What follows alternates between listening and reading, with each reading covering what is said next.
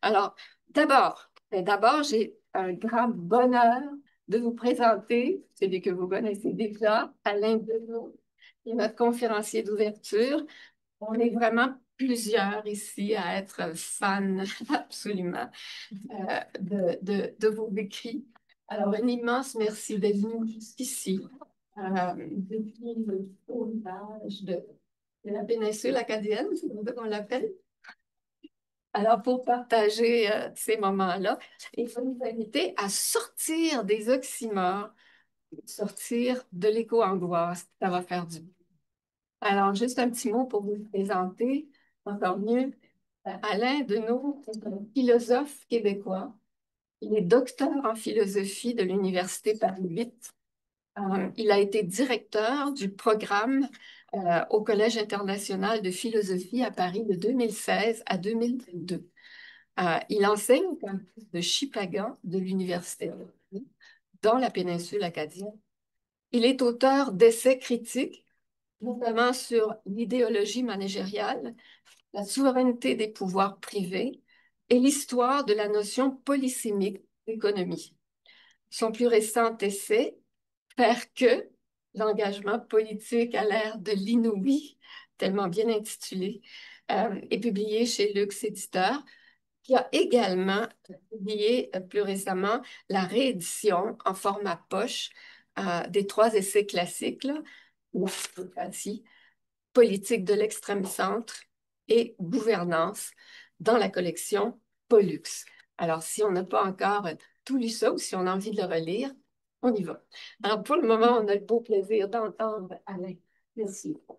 Merci beaucoup. C'est un honneur d'être présenté par Lucie Sauvé après si belle posée.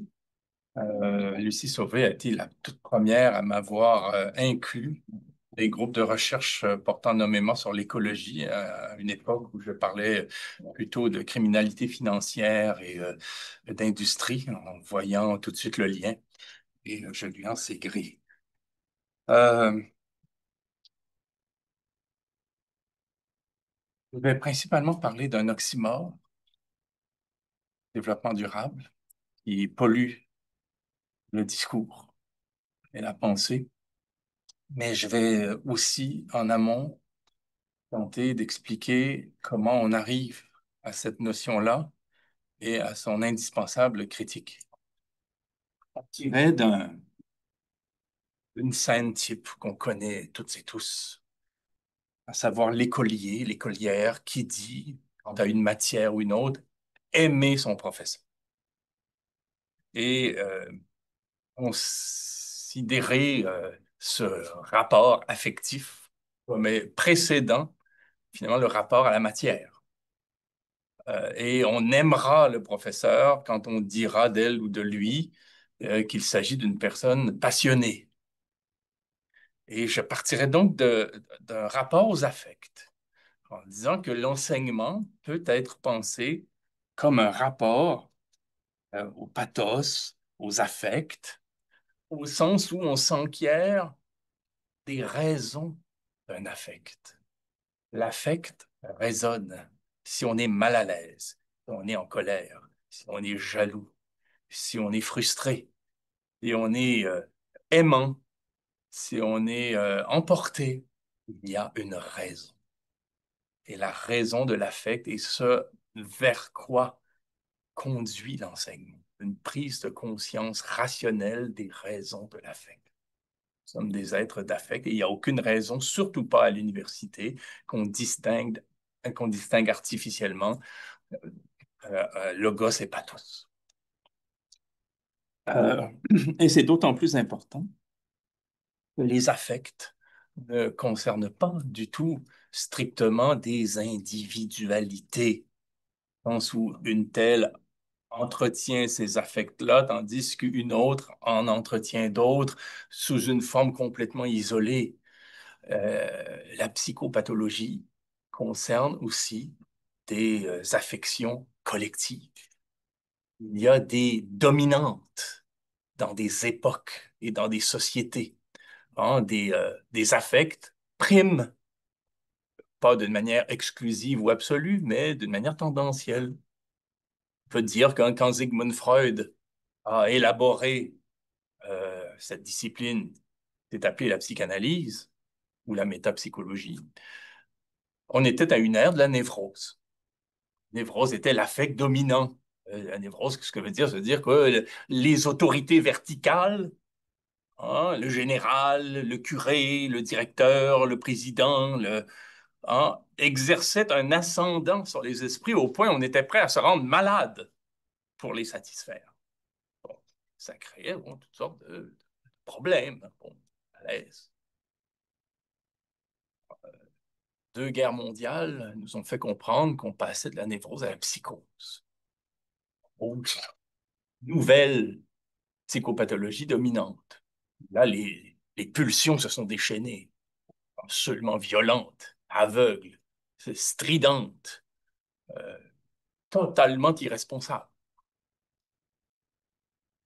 Est venue par la suite une période de traumatisme, mais aussi de libido, avec la relance dans les années 60 du désir, projet collectif, l'ouverture, le partage, le social, l'art, les mœurs. Alors, il y a eu beaucoup de désir hein, qui a afflué, jusqu'à ce qu'évidemment, on constate les promesses non tenues, les déceptions, euh, les chocs, les retours. Donc, de cette période-là, on est arrivé à la fin du 20e siècle, au début du 21e, une période dominée par la perversion. C'est jouer un peu de tout ça, de nos croyances anciennes, de nos convictions d'antan. C'est devenu un grand carnaval, avec des rôles, fiction. On s'est joué de la morale, on s'est joué des principes, on s'en est amusé. C'était du deuxième degré, qui était tellement important qu'on perdait de vue le premier. Voilà. Aujourd'hui, nous arrivons à une période où prédomine l'angoisse. L'angoisse est le fait d'une épidémie. C'est pas simplement un tel ou une autre, là. Souffrons collectivement d'angoisse après être passé par la perversion. Et évidemment, une feuille de papier sépare ces deux dispositions-là d'un retour à la psychose. La voisine dangereusement. Et dans certains cas, on y est tombé à plein. Quoi? Quoi l'angoisse? Et la raison de l'angoisse. Faire comprendre l'angoisse. Important s'il en est. Peut-être parce que l'ère dans laquelle nous sommes nous est racontée, à juste titre, mais nous est racontée comme étant inouïe. Inouïe. Ce que nous vivons n'a jamais été oui. C'est donc inédit. On n'en a jamais parlé de ce que l'on vit. Le GIEC, avec la revue Nature, avec combien de climatologues, dit que jamais le climat n'a été perturbé comme il l'est maintenant depuis 10 000 ans. L'IPBES dit que l'extinction, pour ne pas dire parfois l'extermination des espèces, est sans pareil depuis des millions d'années. Comment penser quelque chose qui n'est jamais survenu depuis des millions d'années?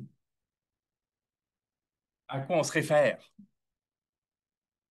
C'est inouï, c'est inédit et c'est peut-être impensable. Parce que penser, c'est comparer. Je ne sais pas qui est le taouin qui a dit comparaison n'est pas raison. C'est exactement le contraire. Dire raisonner, c'est comparer. Tout le temps en train de dire voilà, l'invasion hein, de l'Ukraine par la Russie nous fait penser à. Et évidemment, comme le dit Paul Veyne, il ne faut pas comparer à, il faut comparer avec pour repérer les distinguos. Mais quand même, c'est parce qu'on est capable de se référer hein, à un antécédent historiographique qu'on arrive à penser. D'ailleurs, souvent, le référent historiographique colonise la pensée du présent. Je pense qu'on n'y a pas échappé pendant la période COVID. D'un coup, les traumatismes, peste, la malaria, ainsi de suite, a fini par compter dans la lecture d'un présent qui n'était pas inouï.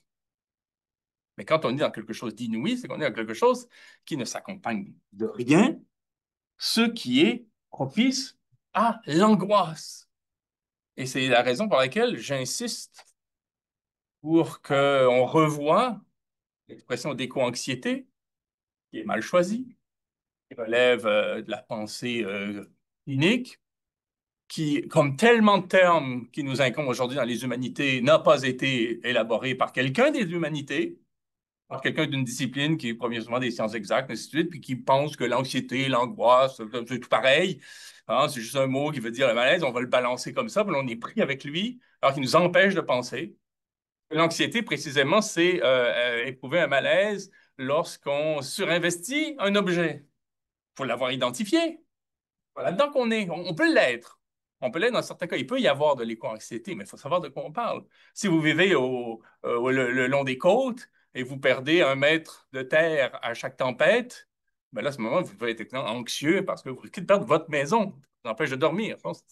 Donc, si vous êtes dans l'agriculture, des canicules, vous craignez vos récoltes. Ça, c'est de l'éco-anxiété, oui. Mais quand on regarde le sujet plus largement, plus philosophiquement, plus historiquement, on éprouve de l'angoisse. On n'arrive même pas à penser ce qui arrive. Et l'angoisse, c'est ça, c'est un malaise qui ne s'accompagne d'aucune représentation. C'est un malaise qui ne s'accompagne d'aucun terme, d'aucune image, d'aucun symbole, hein, d'aucune notion. C'est un malaise pur qui nous saisit et qu'on est capable de rapporter à rien. Bernard Haraway, le trouble. Timothy Morton, l'hyper-objet qui fait un trou dans notre esprit. Pierre Paolo Pasolini, hein, l'épuisement du discours politique est en corrélation avec l'extinction des espèces. En citer combien? Quand même Murray Bookchin, aujourd'hui, on ne sait pas trop, hein, c'est pas clair comme avant.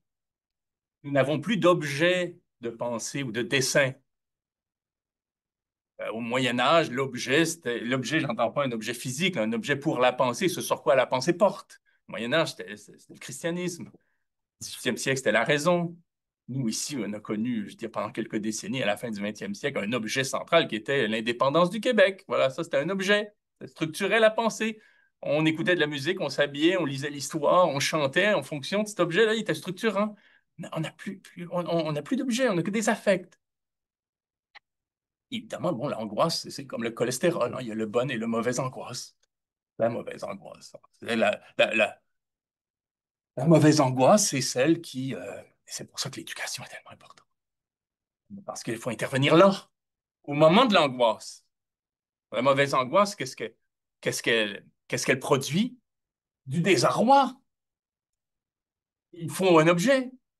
Et donc, on est en quête, si on n'est pas vaillant, si on n'est pas alerte, si on n'est pas exigeant vers soi-même, si on n'est pas outillé, on est en quête d'objets de substitution.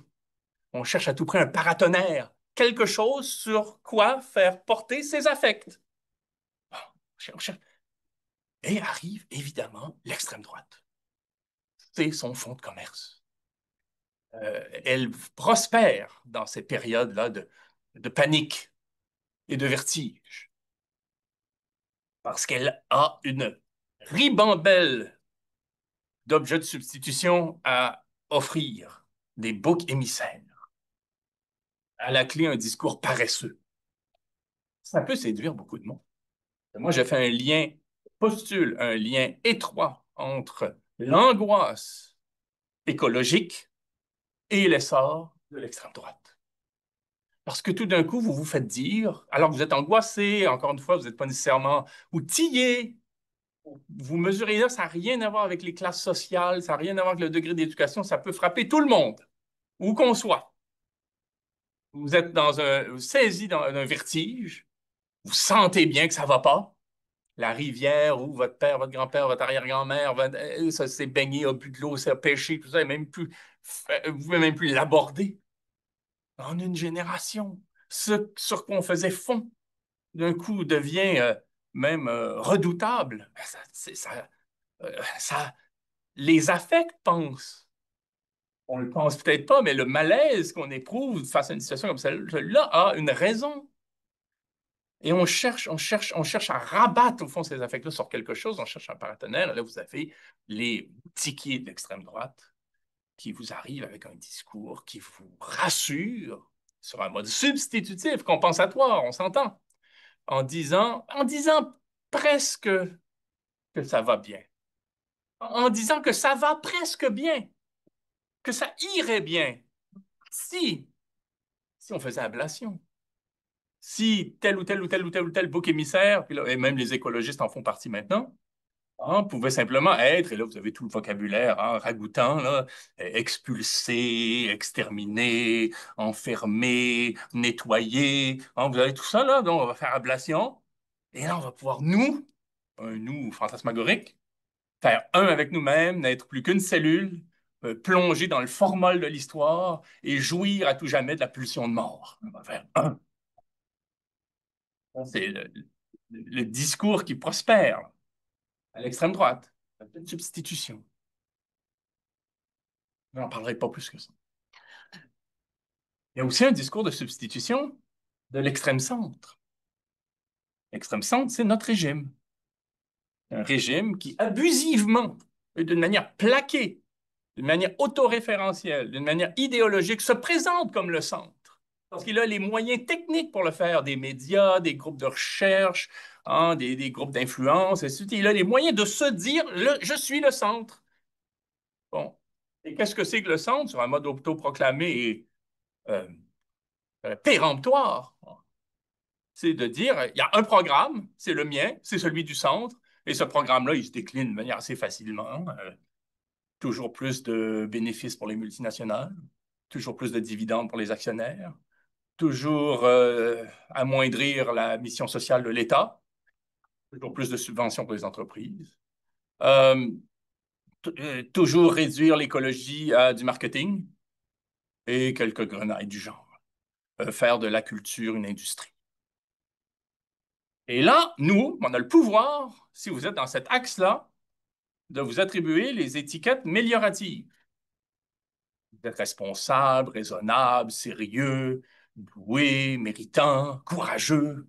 Vous avez congédié 3000 personnes. De quel courage! Des décisions difficiles. Bon. Et si vous vous en éloignez, ben là, vous devenez déraisonnable, irresponsable, rêveur, utopiste, paranoïaque, tout ce que vous voulez. Pouvoir-là. Bon, l'extrême centre offre aussi des objets de substitution. Et on pourrait parler en termes psychiques d'une hystérie de conversion sur un mode synecdotique. Là, on va rassurer en disant, il n'y a plus de paille de plastique chez Tim Hortons. Là, c'est synecdotique, la partie passe pour le tout. On dit, ben, ça avance. Il se passe des choses, puis moi, j'achète des produits, les emballages sont verts. Il y a une vache qui me sourit, puis un petit arbre, un poulet qui a hâte de se faire manger. Là, tout est, non, et donc, on rentre dans quelque chose qui est de l'ordre, effectivement, de l'objet de substitution, même si ça ne calme jamais l'angoisse. Parce que, quelque part, on sait toujours que ça ne le fait pas. La bonne angoisse, je vais y revenir plus tard. Là, je vais m'attarder sur le sujet du jour. Là, je vais m'arrêter là sur les objets de substitution de l'extrême centre. Ce serait, hein, euh, ces tactiques synecdotiques de conversion, au nombre desquelles compte aussi le développement durable. C'est formidable. On peut continuer à développer et ça sera durable. Notre mode de vie ne changera pas. On va juste modifier les modalités, par exemple, d'approvisionnement de l'énergie. Le portefeuille énergétique va changer, les matériaux vont changer, mais c'est seulement un changement. Et c'est comme ça qu'il y a une transition, au fond. Une transition, c'est qu'on modifie les modalités de production pour en arriver au même et garantir le même et continuer sur la base d'un discours idéologique consistant à présenter notre mode de vie comme étant un dû. non négociable, une norme absolue. Donc, on arrive au développement durable. Et le développement durable, si on s'y arrête, parce que c'est le maître mot, je crois, le sophisme par excellence, euh, il, euh, il est cité de façon diamétralement opposée par deux catégories fort distinctes d'acteurs. Ils souscrivent surtout des institutions et des organisations, des agences internationales, des organisations internationales, l'ONU qui l'a promu en premier chef, des États, des ministères, des universités, ils lisent toujours un vocabulaire subventionné, va vite. Les entreprises, bien sûr, plus elles sont grosses, elles sont colossales, et toutes sortes d'organisations gravitant autour de ces pouvoirs, les musées, les théâtres, ainsi de suite, sous une forme de contrainte. Financement à la clé, ainsi de suite. Mais, si vous lisez des intellectuels indépendants, indépendantes, c'est un passage obligé. Vous ne pouvez pas lire un livre sérieux, que ce soit sur l'agriculture, sur les métaux, les minerais, où à un moment donné, on ne se sent pas obligé de dire, bon, il va bien falloir écarter cette espèce de bric-à-brac notionnel qui est l'oxymore du développement durable. Certains, ils vont payer en tête. Gilbert Rist, Yves-Marie Abraham, voilà, on s'attaque au développement durable nommément. D'autres, sur un mode un petit peu comme on chasse le moustique, là, bon, on va taper, on va mettre ça de côté parce qu'on ne va pas se laisser enquiquiner parce que tout le monde sait que c'est pas sérieux, quoi. Ça s'est dit comme ça. Mais j'ai juste essayé ce matin de me rappeler des lectures comme ça. Hélène Torchman, Dominique Pestre, Marie-Monique Robin, Christophe Bonneuil, Jean-Baptiste Fressos, Anna Betnik, Jim Bendel, Serge Latouche, Wolfgang Sachs, Yves Abraham, Gilbert Rist. Il y en a, il y en a, il y en a. On peut pas lire un livre, ça comme on est, on se dit, ben, ça, on va écarter ça du chemin, sinon on ne pourra plus penser. Bon. Et j'essaierai, là, aujourd'hui, simplement de distinguer, au fond, trois points sur lesquels portent ces critiques du développement durable. Euh, en allant du plus amical au plus cinglant. La la première critique consiste à dire du développement durable, lorsqu'on est bon prince, lorsqu'on veut bien être accommodant, on va au moins dire que c'est une expression hautement récupérable. C'est quand même une expression qui a été promue tambour en 1987. On peut se dire, monde honorable, qu'en 1987, il y avait encore lieu de penser qu'on avait le temps d'estimer que la grande industrie, la finance, se réformerait pour avancer de telle sorte qu'on évite les grandes échéances dramatiques en ce qui concerne les seuils. 1987, c'est loin, là. George Bush n'avait pas encore été président. Le père. Wayne Gretzky jouait à Edmonton. On écoutait Joe le taxi. Je ne sais pas si la Coupe Longueuil était arrivée. Et le premier ministre du Québec était Robert Bourassa. C'est comme je l'ai déjà dit. Bon. C'était là. Bon, on était à ce temps-là. Bon, on peut se dire, oui, OK, peut-être. Mais entre-temps, la touche Sachs-Bendel ont relevé entre, selon les cas, 40 et 100 définitions différentes. Et quand un syntagme a 100 définitions différentes, il ne veut rien dire. Créer une garderie, changer les pailles, mettre une porte de plus, je ne sais pas, avoir une allée pour les fauteuils roulants, c'est du développement durable. Tout y passe. Bon, il y a très clairement euh, une affaire de verdissement. Et pour ma part, j'ai été choqué. Et ça, pour moi, ça a été le symptôme que le développement durable est principalement un tic de langage. De découvrir cette expression-là dans le communiqué de presse du G20 de 2021 qui s'est tenu à Glasgow en marge de la COP 26. Le G20 se rencontre, parlemente, émet un communiqué dans lequel on réitère l'engagement des pays du G20 pour les objectifs du développement durable, les très officiels objectifs de l'ONU de 2015 en 2021. Le problème, c'est que la plupart des objectifs avaient pour cible 2020. En 2021, puis on continue à en parler comme une sorte perspective. On s'excuse, mais on ne s'explique pas. Et la même année, l'OCDE, pas tout à fait un repère de trotskistes, hein, l'OCDE dénonçait les États quant à leur laisser-faire dans le domaine de l'halieutique, le domaine des pêches. À savoir que rien de significatif n'avait été fait pour empêcher la surpêche ou la pêche illégale.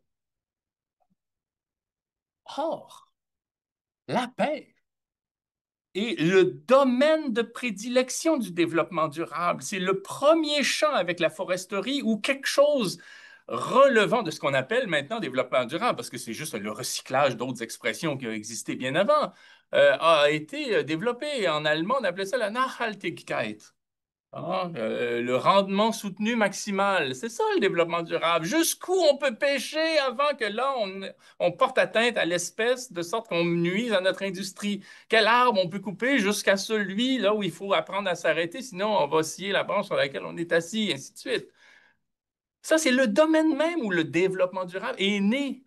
Et dans le domaine en question où il a été le plus longtemps appliqué sous toutes sortes de formules, c'est là où, sans jeu de mots, on pêche le plus.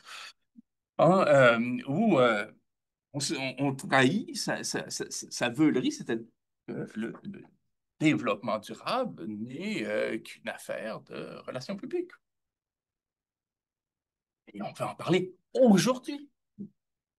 Aujourd'hui commencent les travaux de la conférence onusienne sur l'océan à Nice, en France. Là, aujourd'hui, le 9 juin 2025, ça commence. Et ils reprennent l'ancienne de l'objectif 14 du développement durable de l'ONU.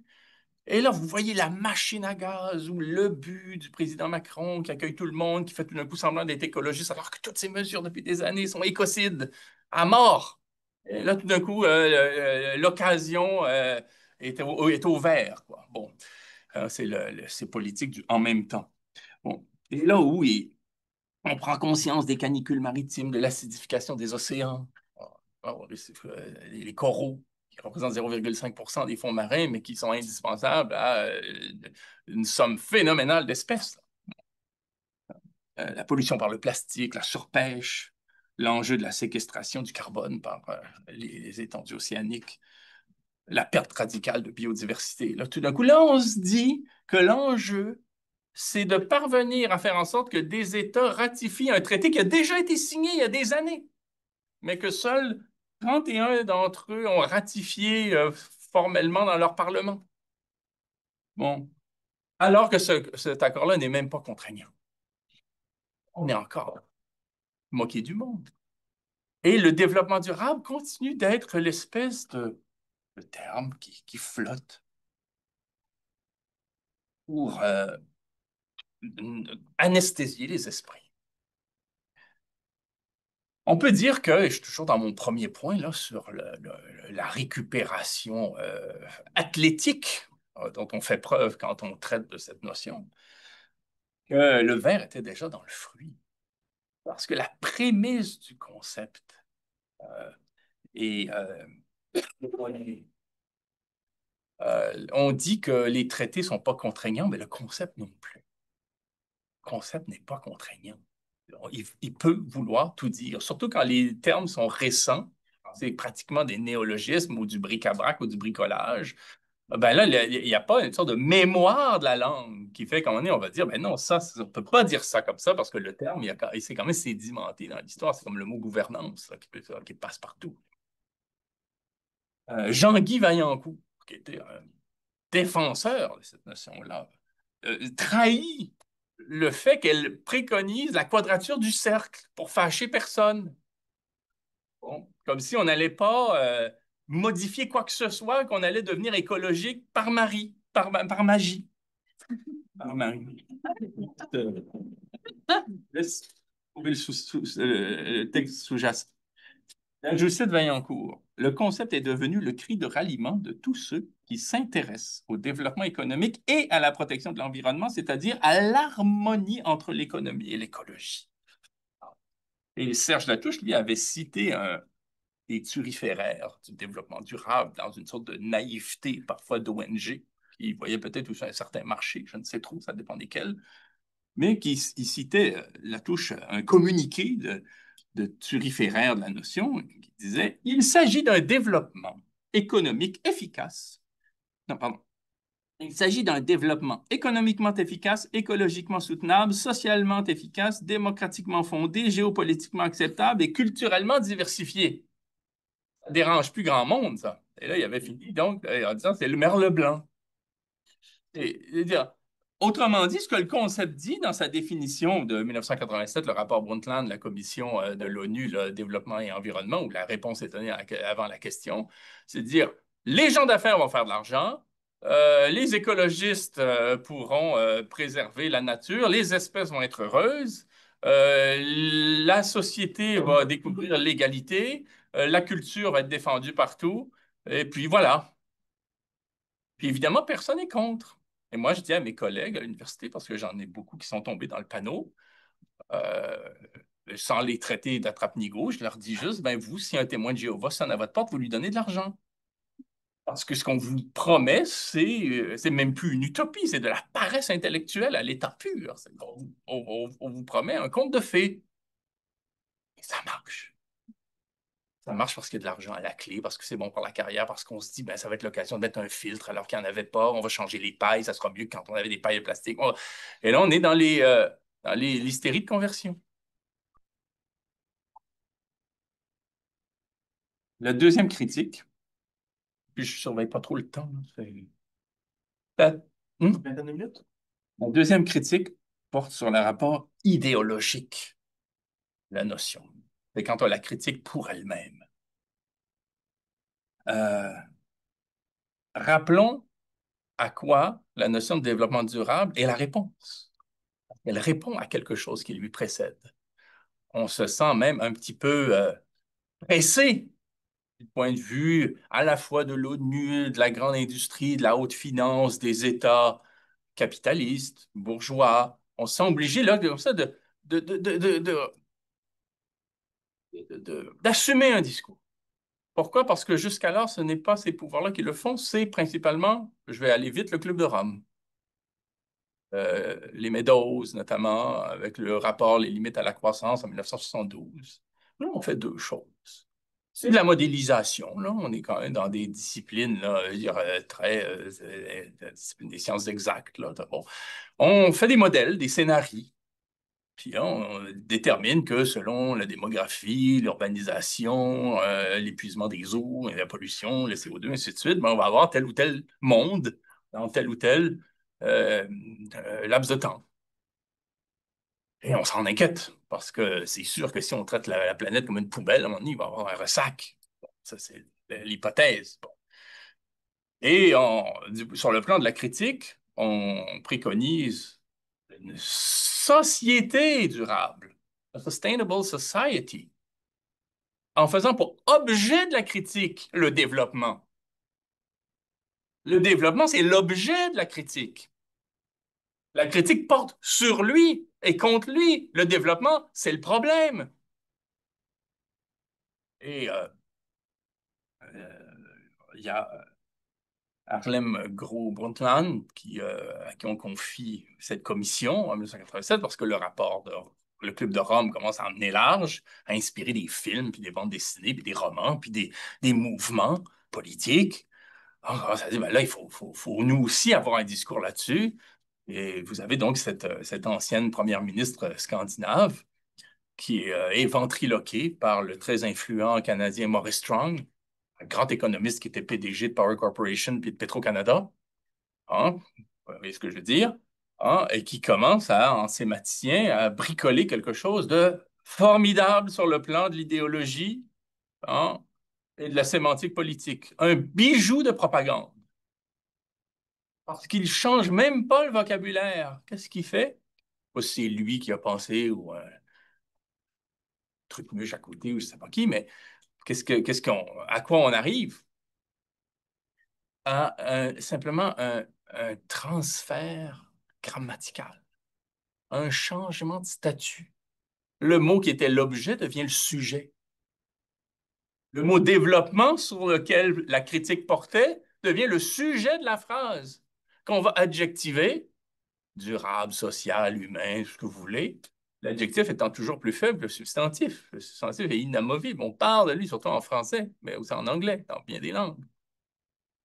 On part du développement, on le qualifie de durable, et le sous-entendu à tout ça, c'est le discours de grands entrepreneurs qui finissent par dire, j'entends Monsanto, Total, Shell, Chevron, tout ce que vous voulez, qui vont dire, oui, OK, d'accord, amende honorable, on l'admet, nous avons pollué, nous avons contribué largement au CO2, mais qu'est-ce qu'on s'est enrichi? Ouh!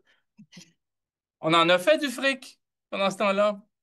Puis comme notre conception de la durabilité va prévaloir, puisque c'est nous qui parlons, nous sommes devenus les sujets et plus les objets, ben on va encore penser l'action sur le plan des grands chantiers, des investissements, des marchés, et nous avons les capitaux pour produire la voiture électrique, les tours éoliennes, les panneaux photovoltaïques, et le reste.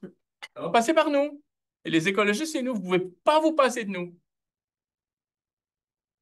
Alors, vous avez cette espèce de déplacement, euh, presque comme dans les rêves que Freud analyse. Là. Ce petit déplacement qui change tout.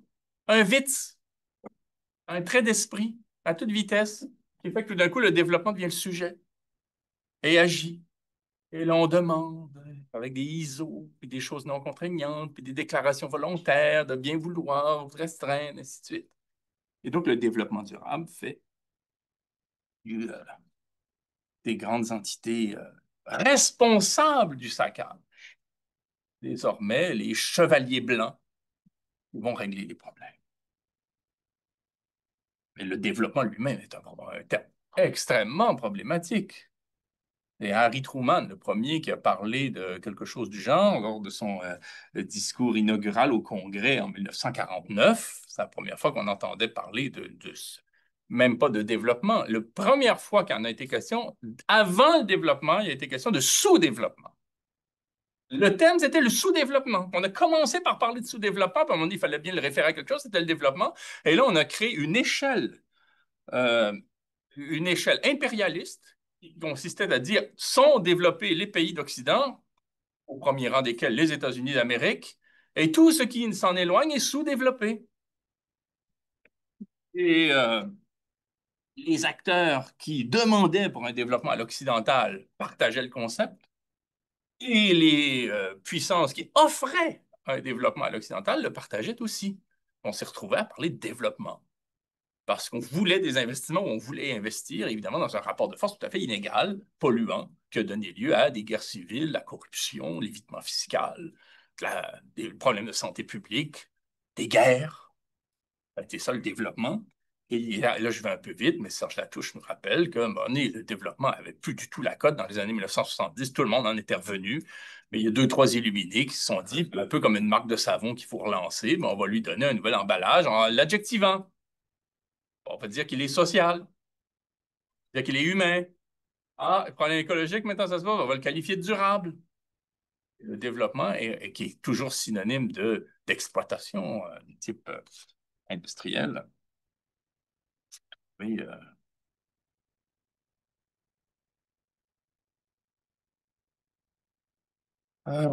oui, promu. Troisième critique. Le développement durable relève d'une erreur épistémologique. Et scientifiquement, ça ne tient pas la route. Là, je me réfère notamment à l'événement Anthropocène, livre qu'on rebaptiserait, je pense, aujourd'hui, du point de vue des auteurs, de Christophe Bonneuil et Jean-Baptiste Fressos, où, justement, en préconisant la Nachhaltigkeit, la, la, le, le rendement soutenu maximal, là, le fait pousser le potentiel d'exploitation au maximum. On se trouve à entretenir un sous-entendu qui correspond absolument pas aux exigences de l'époque, à savoir qu'on peut, par des modèles et par des variables, régler le problème écologique inouï dans lequel on est. Parce que c'est bien de ça qu'il s'agit. Il s'agit toujours du développement durable, d'isoler des variables changer un filtre, changer une pratique, changer un matériau ici ou là, hein, toute chose étant égale par ailleurs. Hein, le ceteris paribus sextantibus, le fameux proverbe, hein, cher à l'économétrie, niant, hélas, que plus rien n'est égal par ailleurs. Rien. J'étais à Gatineau il y a 2 jours. On a appris ce jour-là que nous étions dans la ville la plus polluée au monde. 2 jours, Gatineau, je ne sais pas s'ils vont le mettre à l'entrée de la ville, là. Rien n'est égal par ailleurs. Tout bouge. Donc, si vous arrivez avec un petit machin qui va calculer ceci en faisant comme si, hein, euh, il y avait une stabilité, qui est le cosmos, la biosphère, le système Terre, vous leurrez les gens. Et c'est devenu, au fond, presque c'est devenu enfin, quelque chose de caduque. Là. Je voyais en même temps que je lisais sur la conférence à Nice, là, qui est vouée à l'échec déjà, qu'une compositrice, une pianiste, vient de lancer un disque qui s'appelle Jessica Hébert. Elle est connue sous le nom aussi d'Ambre Ciel. Et son disque s'intitule Still There is the Sea. Eh bien non, non, on peut même plus se dire ça. C'est un fantasme désormais de se dire, ben, au moins, il y a la mer, puis la mer, elle est comme le point de référence là, de la stabilité du monde, comme le chœur quand qui chantait la nature dans Antigone de Sophocle. Là. Tu sais, qu'il y a quelque chose là, qui est stable, et puis nous, là-dessus, on peut opérer sur le plan de variables. Le développement durable est aussi inadapté pour penser le réel que je sais pas, moi, un promoteur de bandage face à quelqu'un qui a un cancer généralisé. Là. Vous n'êtes pas enfant, c'est inadéquat et c'est tromper les gens. Laisser entendre que le développement durable avec ses bricoles, puis ses définitions floues, puis ses anecdotes, va faire le poids par rapport.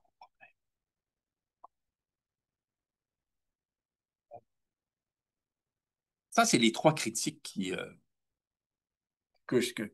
les 3 points qui me semblent récurrents. Et j'ai tenté de les bonifier par des considérations de mon cru. Mais je finirai, pour ma part, là, en m'arrêtant sur l'expression elle-même.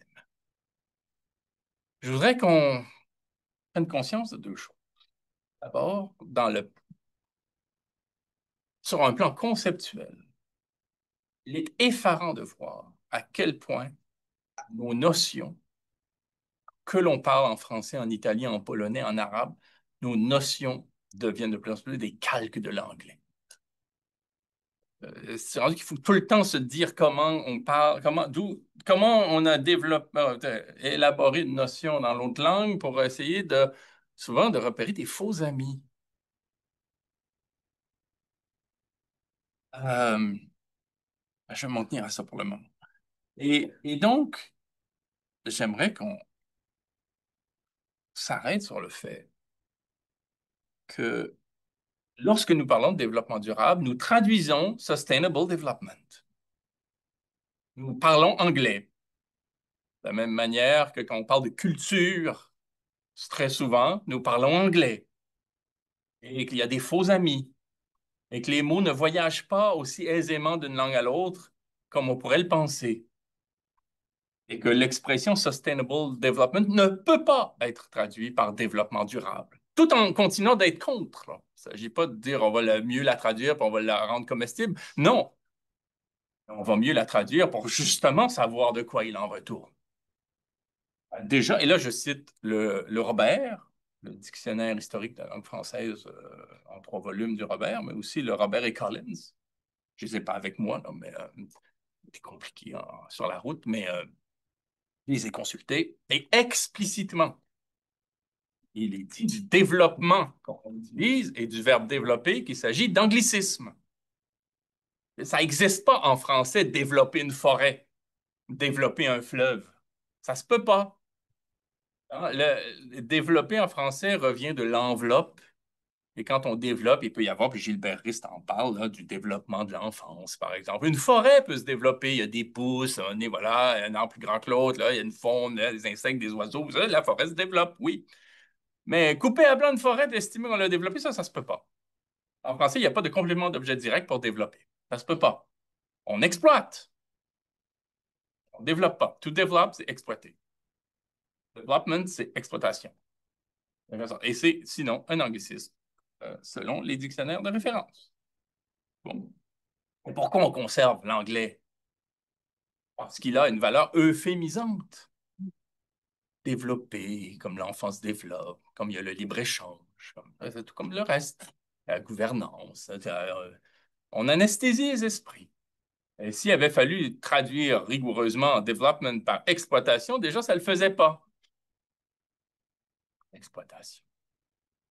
Donc, vous pourriez toujours dire à votre ministre de tutelle, vous qui êtes en éducation, et votre sous-ministre, et vos agents, et vous, tous vos directeurs, on ne peut pas accepter, hein, nous, qui sommes enseignantes et enseignants, de colporter un anglicisme, ne serait-ce que sur le plan de la langue. Sustainable, maintenant. Sustainable, c'est une erreur de traduction d'ordre sémantique. Sustainable, il me semble, est un adjectif de type modal, alors que durable est un adjectif de type temporel. Ce qui est sustainable, c'est ce qui renvoie à une modalité. Le- Et quand on parle de sustainability, ça veut dire quelque part qu'il y a une résistance. On tient bon face à une certaine adversité. Le sustainable, ça se tient, ça se maintient. Hein, il y a une sustainability, c'est-à-dire qu'on arrive à tenir bon, à faire vent, on est vent debout, là, puis on fait face. Bon, c'est ça la sustainability, ça suppose un rapport. Bon. Alors moi, je traduirais sustainable development par exploitation endurable. On est toujours contre, mais à sa face même, on sait pourquoi. On se dit, est-ce que c'est ça? C'est ça, c'est ça, c'est ça la réponse. On continue d'exploiter tant que ça va être endurable. On va parier. On va parier là, jusqu'où c'est endurable, avec des modèles, des chimères, du blabla, des discours où les scientifiques sont jugés partis, parce qu'ils ont pour clients ceux qui, bon, voilà, qui ont intérêt à avoir certains résultats avec la corruption, là, c'est ce que vous voulez.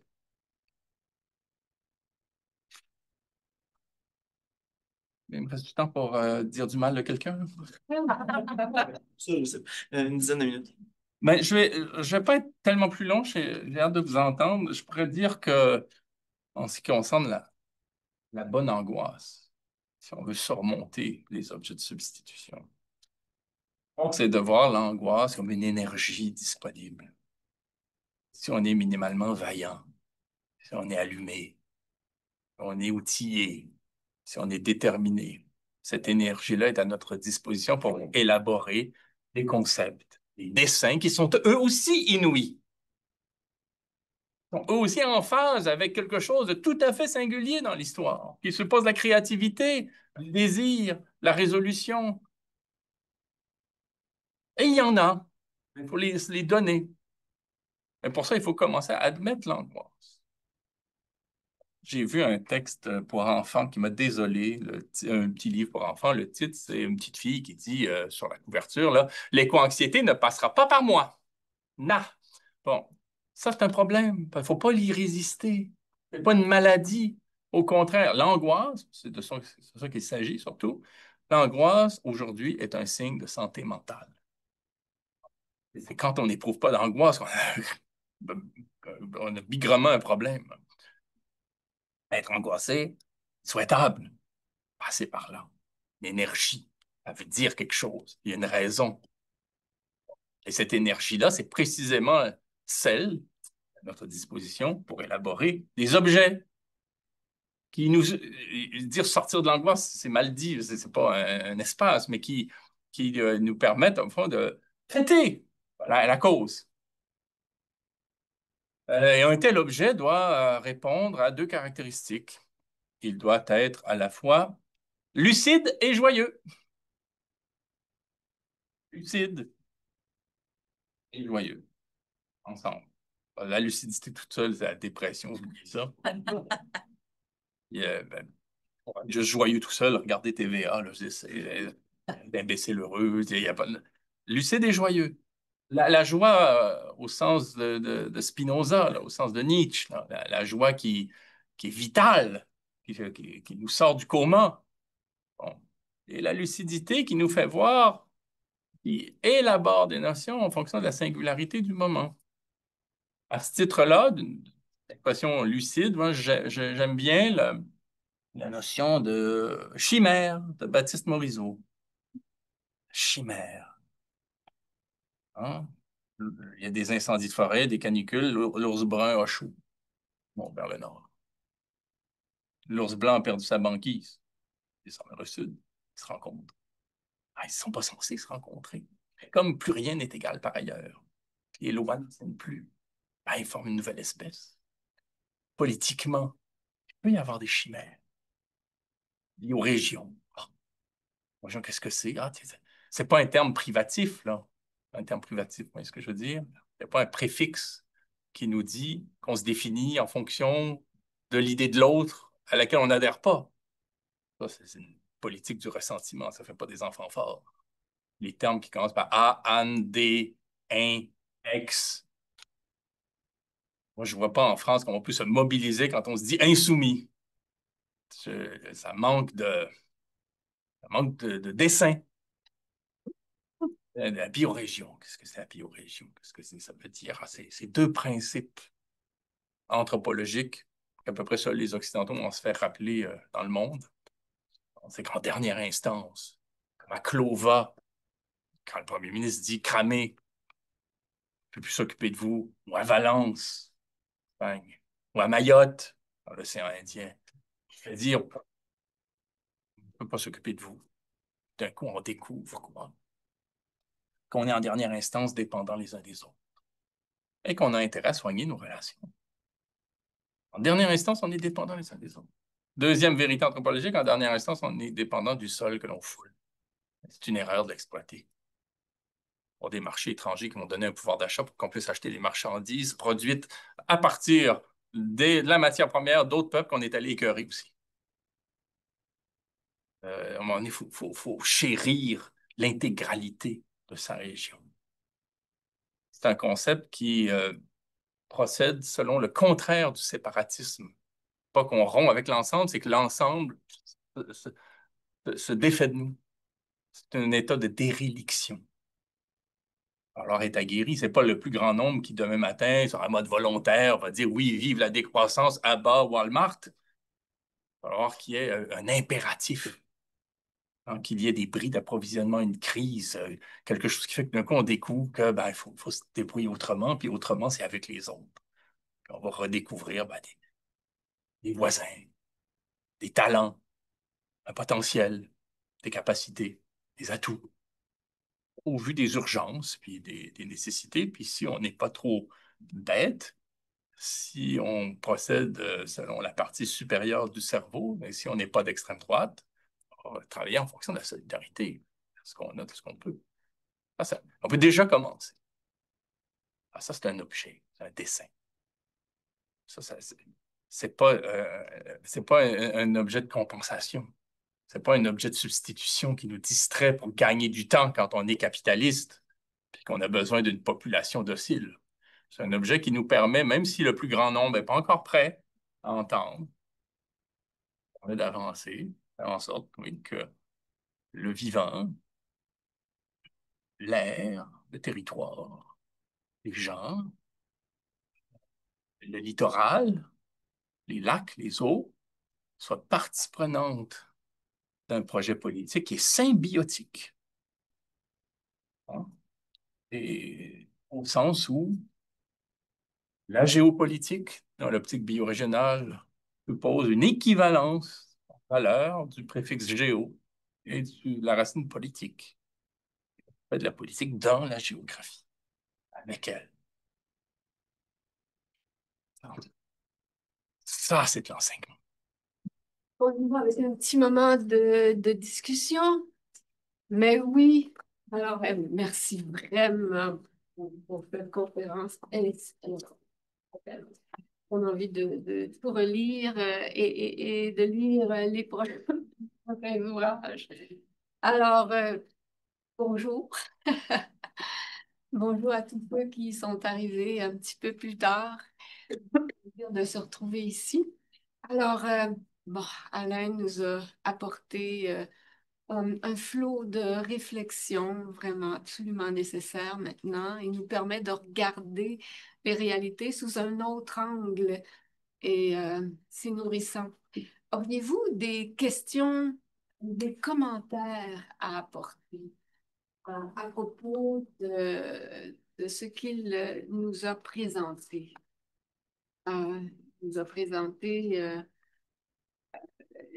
dont il a terminé avec en fait, il nous a exposé sa vision d'abord de l'angoisse, euh, l'angoisse féconde, veux-tu?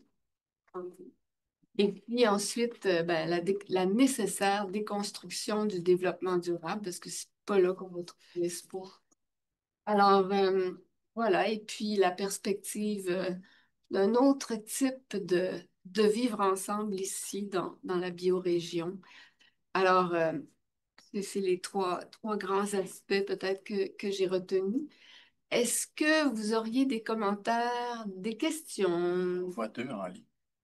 Il y en a deux en ligne. Alors, allons-y avec... Anne Deslauriers qui a levé la main. Monsieur Deneau, merci pour votre présentation. Je voulais vous demander, est-ce que vous pourriez revenir à cette idée de... Vous avez parlé de mauvaise angoisse et on était je pense, dans le sujet de l'école, puis j'ai pas eu le temps de noter cette mauvaise angoisse qu'il faut saisir et transformer en d'autres choses. Est-ce que vous pourriez revenir un petit peu là-dessus? Est-ce qu'on en prend plusieurs? Je réponds. On peut continuer avec une prochaine question. J'ai noté la question. Merci. Il y avait Jen qui est en ligne aussi, qui avait levé la main. Oui, merci. C'est une vraiment puissante présentation. Je voudrais que vous commentez sur les efforts des jeunes et je pense à Marie Maltais qui était dans l'école secondaire avec l'Association pour l'enseignement de la science et de la technologie au Québec. Elle a demandé au gouvernement que l'éducation de l'environnement soit obligatoire. Et je voudrais simplement que vous commentez. Merci. C'est à moi? OK. Rapidement, oui, je me souviens plus exactement là, dans le flot de la discussion, là, ce que j'ai pu dire spécifiquement sur la mauvaise angoisse, mais je peux reprendre au fond pourquoi je la qualifie de mauvaise, quoi. C'est l'angoisse mauvaise, c'est l'angoisse qui ne s'enquiert pas de ses causes, quoi, mais qui cherche au fond un soulagement à tout prix, en s'emparant de la première bricole qu'on lui propose et qui donne l'impression, sur un mode palliatif, d'aller mieux. Hein. Mais si vous ne vous enquérez pas des causes de l'angoisse, ben, vous ne pourrez pas vous y attaquer, bien sûr. Et donc, vous vous direz que bon, le problème de votre société, c'est telle minorité vulnérable, c'est tel sujet sociologique, c'est telle personnalité. Hein, et puis vous vous attaquerez pas au capitalisme, vous allez vous attaquer à George Soros, vous n'allez pas vous attaquer à la pollution, vous allez vous attaquer à celles et ceux qui la dénoncent, ainsi de suite. Bon, ouais. Et puis vous allez pas vous attaquer aux inégalités sociales, mais à des gens qu'on peut identifier parmi les prolétaires comme étant en rivalité avec soi. Ben voilà, vous allez vous perdre dans des faux débats, dans des fausses consciences et vous allez faire le jeu des puissants et en être les idiots utiles, quoi. C'est le problème de la mauvaise angoisse, quoi. Et vous ne vous soulagerez même pas. Il faudra toujours augmenter la dose parce que vous serez toujours mal, parce que vous ne serez pas attaqué à la cause. Et vous verrez encore que votre monde va mal et que vous n'avez pas une pensée adéquate par rapport à lui. Et donc, vous tomberez à ce moment-là, inévitablement, dans des passions tristes. la haine, la colère, la jalousie, hein, et quoi encore? Et c'est pour ça que je considérais que c'était une mauvaise angoisse. La bonne angoisse, qu'est-ce que c'est de s'enquérir des causes et de mobiliser cette énergie-là à des fins qui doivent être élaborées d'une manière adéquate et donc, en l'occurrence, créative. C'est ça que je le verrais. Euh, oui, j'ai enseigné l'écologie politique à des jeunes. Je le veux bien, mais je voudrais simplement qu'on se rappelle. On pourrait penser à l'auteur Solé, j'ai oublié son prénom, ou à Fabrice Nicolino, hein, que l'écologie n'est pas une discipline monolithique.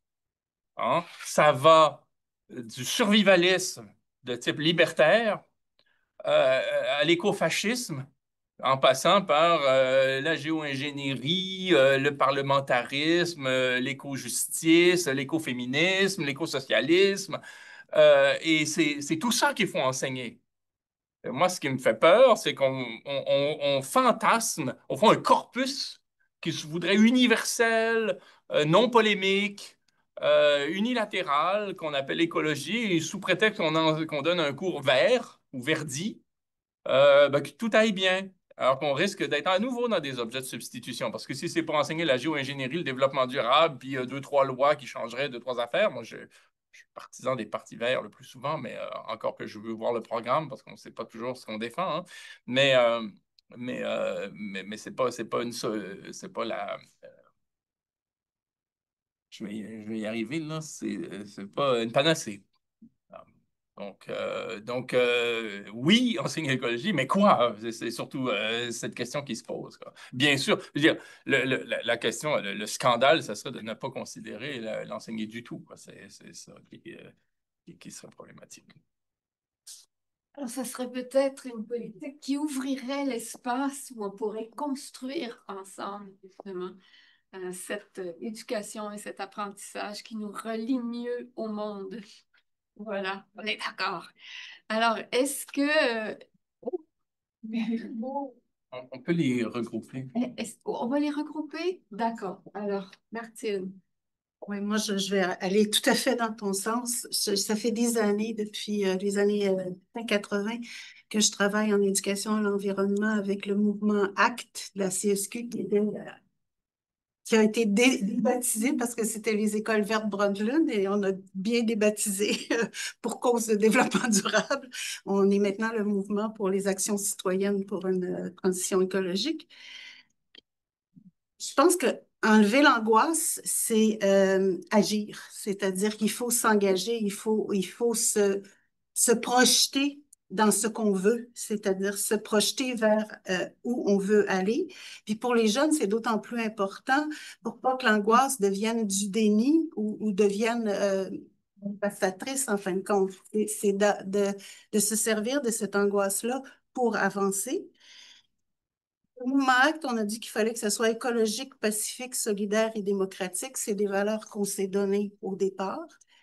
Et moi, je veux vous entendre là-dessus, sur l'action et l'engagement et ce qu'il faut donner à nos jeunes pour qu'ils dépassent cette angoisse-là. Oui, qu'ils l'accueillent, qu'ils la comprennent, mais qu'ils réussissent à faire quelque chose avec pour se projeter dans l'avenir. Oui, alors, il y avait tellement de mains levées. Blandine, là, parce que j'ai vu la deuxième main, oui. Pour te bien lever. Bonjour et merci pour cette présentation qui vraiment permet de réfléchir à nos actions, au champ que nous avons. Et j'ai beaucoup aimé la notion de bouc émissaire que j'ai moi-même beaucoup utilisée quand je fais ma recherche en éducation à la gestion des déchets. Comment on utilise tout ce que l'on peut pour éviter de voir le problème humain derrière tout ce qui se passe. Et vous avez parlé de bouc émissaire de l'extrême droite, de la droite centrée, mais ce serait plus intéressant pour nous, à mon sens, de parler du bouc émissaire de la gauche. Parce que ce serait bien de savoir ce que l'on a comme problème, ça me permet d'agir. Cette Donc, avant de voir le problème de l'autre, ce serait quand même bien de prendre ça pour enlever sa paille en espérant que l'autre enlève son tronc dans l'œil. C'est un peu ça qui, pour moi, peut nous faire avancer, de voir nos propres limites, nos propres émissaires. Et puis, concernant le développement durable, j'ai acheté l'ouvrage. C'était d'abord écrit développement soutenable. Le mot soutenable a été, c'est la première traduction. Et je trouve que ce mot soutenable est beaucoup mieux que celui qu'on a aujourd'hui. Et on m'a dit que non, ça n'avait jamais existé le mot soutenable. Dès le livre, où c'est écrit soutenable.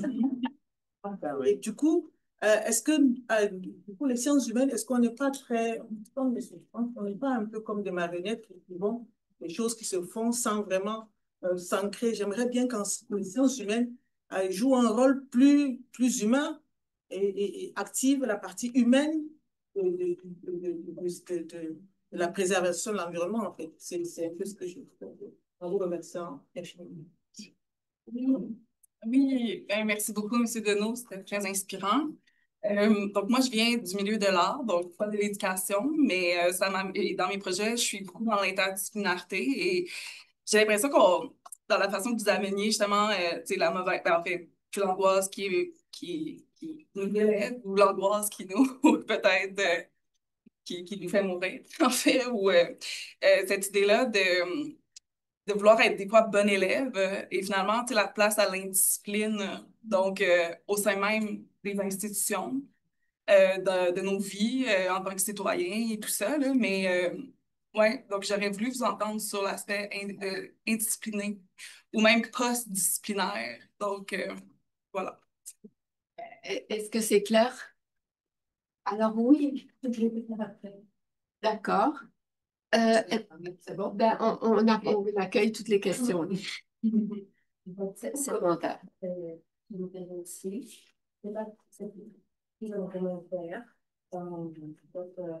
M'a interpellé sur la question du sous-développement qui a amené au concept de développement, comme le concept de sauvage aussi pour les civiliser. Alors, c'est ça, tout ce que c'est différent, c'est sous.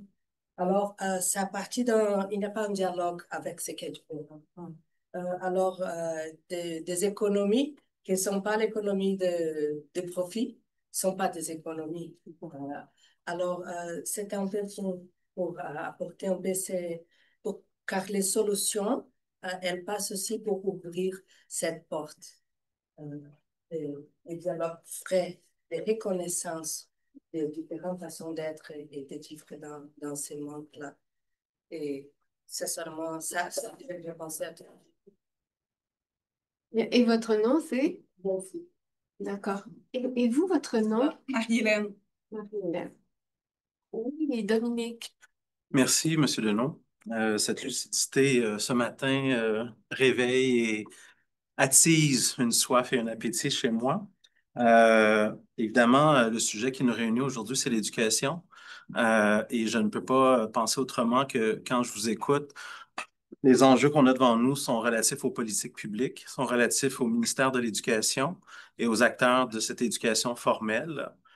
Pendant les 25 dernières années, il y a eu des acteurs avant moi aussi. On a tenté au sein du système éducatif d'amener cette réflexion, cet éveil.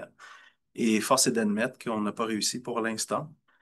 Donc, c'est des organismes communautaires, des organismes autour du système formel qui viennent amener cette réflexion et cette action auprès des jeunes dans les écoles et à d'autres moments, des acteurs du milieu de l'éducation formelle qui s'improvisent, mais qui sont sensibles et sensibilisés, qui tentent de faire germer quelque chose, mais qui ne s'inscrit pas dans une éducation plus formelle. Donc, nécessairement, moi, je me pose la question, on a beau mettre cette pression, on a beau créer des organisations qui soutiennent et qui abreuvent et mobilisent les jeunes, mais je pense que c'est un peu le nœud du problème. Donc, comment passer à une véritable transition au niveau de l'éducation formelle et auprès de ces acteurs décisionnels?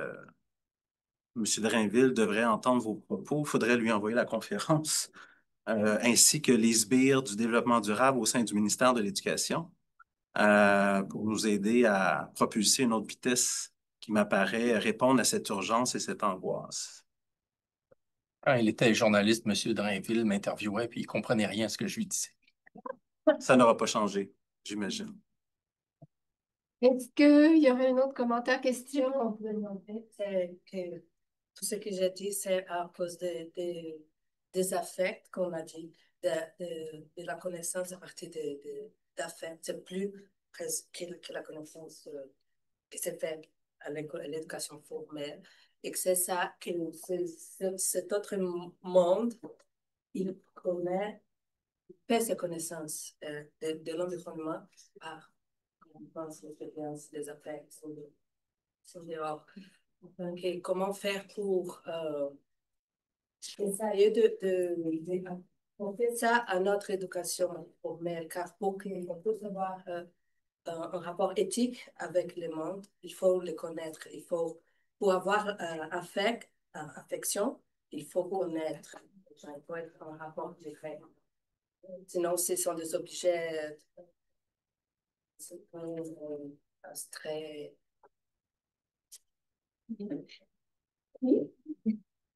Merci beaucoup pour la présentation aussi. Je renchéris sur la notion de lucidité et de représentation. C'est quelque chose dont vous avez beaucoup parlé.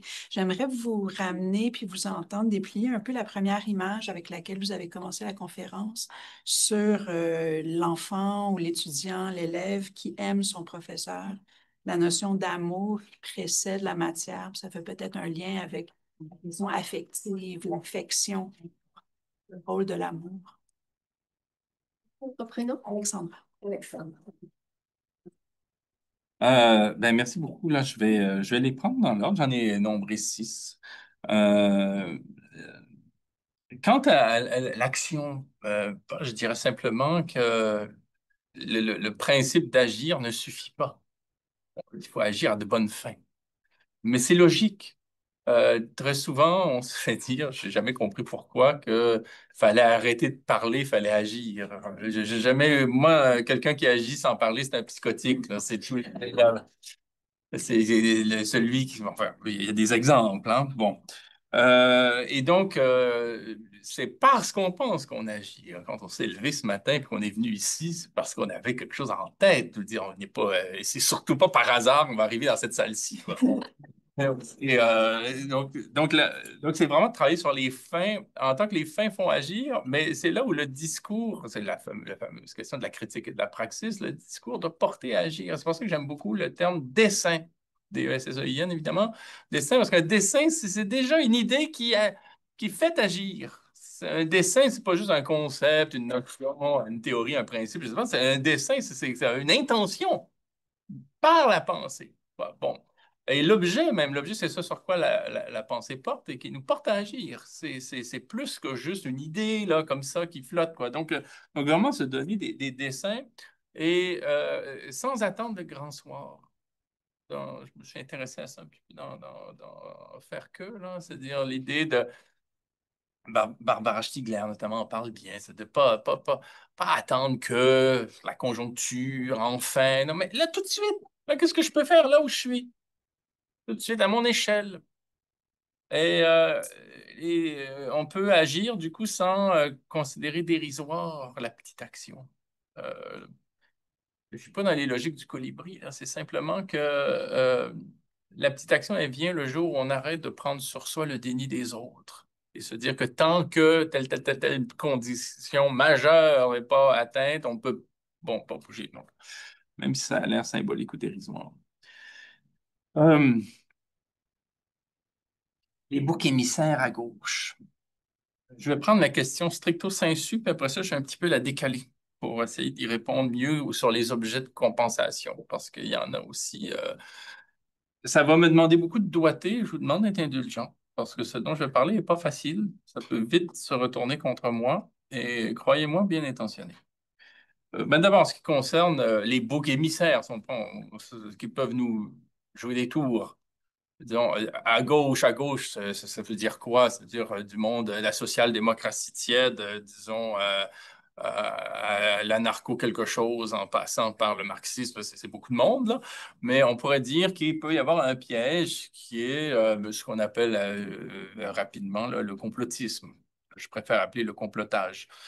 Bon, mais cette idée de se dire que c'est un pouvoir occulte qui est loin, qui est distant, qui tire toutes les ficelles, que voilà, c'est de leur faute à eux, puis voilà, puis on se contente au fond de faire une sorte de, sur un mode stérile, là, de toute une sorte de cartographie imaginaire de ceux qui, dans les officines, je ne sais où, tu sais, décident de tout, quoi. Bon, ça, c'est un piège qui aujourd'hui, caractérise beaucoup la droite, mais qui est aussi importante à gauche. Il peut y avoir aussi, bien sûr, des discriminations.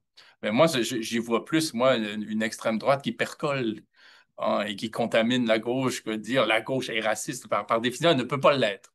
Je veux dire, pour moi, c'est un contresens. Elle peut l'être en acte. Elle peut être contaminée, elle peut être en contradiction avec elle-même, elle peut être inadéquate, elle peut être déphasée. Mais à ce moment-là, elle a un problème, au fond, elle a un problème de lecture, puis un problème de cohérence quoi, interne bon, par rapport à un discours. Alors que un discours suprémaciste, lui, est cohérent dans son racisme, quoi, parce que c'est ça qu'il préconise sciemment. Quoi. Bon, c'est ça que Mais là où il peut y avoir aussi je dirais, des objets de substitution, c'est dans une surenchère excessive, donc, de subjectivité identitaire, de cause identitaire. D'un coup, un combat légitime, fondé, sensible, c'est toute la différence avec l'extrême droite. C'est pour ça que ça m'apparaît vraiment un moindre problème. Devient l'alpha et l'oméga de l'existence. Et tout hein, et le prisme d'absolument toute situation qui nous rend aveugles aux nuances, à la pertinence d'utiliser à un moment donné telle notion identitaire de type sociétal pour penser une situation, parce que tout, de toute façon, n'est vu que par ce prisme. Et ça peut me sembler être des objets suffisants dans le sens où on se rabat sur une cause qui est salutaire, qui a une planche de salut pour sa conscience, et qui fait qu'on n'a plus à penser parce qu'on a trouvé une fois pour toutes la clé hein, de toute explication. Autant par exemple, l'approche intersectionnelle m'apparaît indispensable pour parer à une myopie du discours sociologique. Autant elle peut être l'objet à un moment donné d'excès si on lit Aristote, hein, qui s'intéresse à la médiété, l'excès et le défaut. Là. Il y a quelque chose comme ça d'un degré, d'un dosage. Euh, soutenable. On est dans soutenable et endurable, on est dans quelque chose de voisin, en effet. Soutenable, effectivement, c'était pas assez euphémisant. Durable, c'est la dureté, ça dure. Bon, et ce qui dure, c'est finalement la marotte. C'est elle qu'on fait durer. Hein? Quand c'est soutenable, on l'entend, la tension avec quelque chose qui est en opposition. On soutient une colonne qui soutient quelque chose, elle est bien obligée d'être une contre-force. Bon, endurable, je pense que c'est une façon plus juste encore de dire où est-ce qu'on peut en venir. Tant qu'on peut, on continue. Ça crie pas assez fort. On peut en rajouter. Ça souffle pas assez encore. Euh, en art, moi, j'étais, il y a 2 jours, justement, je parlais de ma présence à Gatineau où je suis presque mort asphyxié. Hein.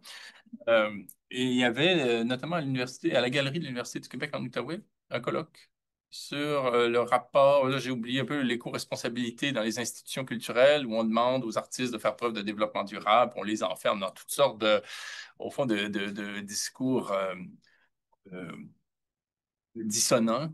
On leur dit, voilà, d'une part, ayez des commanditaires, mais respectez l'environnement, même si votre commanditaire vend des voitures, puis encouragez les artistes à dénoncer tout ça. Bon, il y a une sorte de folie là, dans laquelle on est plongé. Et c'est dommage. Et c'est ce contre quoi les artistes ont à se battre aujourd'hui, c'est à la réduction de leur vocation à un fait d'industrie. À passer de l'œuvre, l'art, à l'industrie culturelle. Alors, et la pression est immense pour qu'on en fasse une industrie de développement, bon, où c'est du développement durable, même en art. Déjà, c'est scandaleux. Bon, pour l'art, on ne parlera même pas d'écologie, hein, de dire les artistes font du développement parce qu'effectivement, en produisant des objets qu'on consomme, parce que les gens maintenant, ils consomment de l'art. Hein. J'entends ça à Radio-Canada. Ils consomment du théâtre, ils consomment des romans. Bon, ben maintenant, quand ils consomment, ben là, ils vont au restaurant ils vont au restaurant après, puis ils conduisent leur voiture, ils brûlent de l'essence, ils payent leur place de stationnement. Ça, c'est du développement. Là, c'est durable parce que là, d'un coup, on va utiliser moins de plastique, moins de carton, on va recycler les panneaux, bon, je sais pas, bon. Euh, alors que, dans une ère inouïe, on a tellement besoin des artistes, mais pour toute autre chose. Mais besoin. Pourquoi? Parce que les artistes suppléent le manque de référents historiographiques par des fictions. Quand on est face à quelque chose d'inouï, on est face à quelque chose d'impensable, et pour pouvoir le penser, il faut des points d'appui intellectuels, et comme l'historiographie n'en offre pas, la chose étant inouïe, la fiction, la peinture, les expositions, les installations, les romans, le cinéma, offrent des points d'appui. On se dit, ah, tiens, cette œuvre fictionnelle-là me permet de comprendre quelque chose de très singulier. Bon, et là, les artistes sont indispensables à la question aujourd'hui de l'inouï.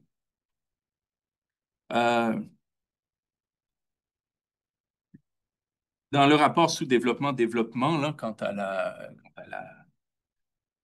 au lexique officiel,